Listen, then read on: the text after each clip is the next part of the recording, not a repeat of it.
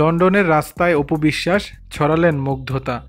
একদিকে শীতের আগমনী বার্তা, অন্যদিকে ঝলমলে আলোয় মোড়া লন্ডন শহরের রাজপথ। আর সেখানেই দেখা মিলল ঢাকাই চলচ্চিত্রের জনপ্রিয় নায়িকা অপু বিশ্বাসের। বেশ কিছুদিন ধরেই অবকাশ যাপনে বিলেতে আছেন তিনি, এমনটাই শোনা যায়। তবে সেখান থেকে তার একের পর এক গ্ল্যামারাস লুক যেন মুগ্ধতা ছড়িয়ে দিচ্ছে ভক্তদের মাঝে।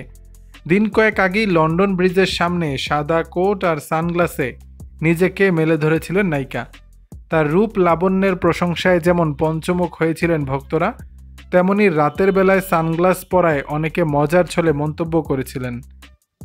এরপরই নিজেকে নতুন রূপে মেলে ধরলেন এই ঢালিউড কুইন। এবার অপু বিশ্বাসকে দেখা গেল লন্ডনের অন্যতম বিখ্যাত বিলাসবহুল শপিং মল হ্যাডসের সামনে। সেখান থেকে একগুচ্ছ ছবি সামাজিক মাধ্যমে প্রকাশ করেছেন নায়িকা।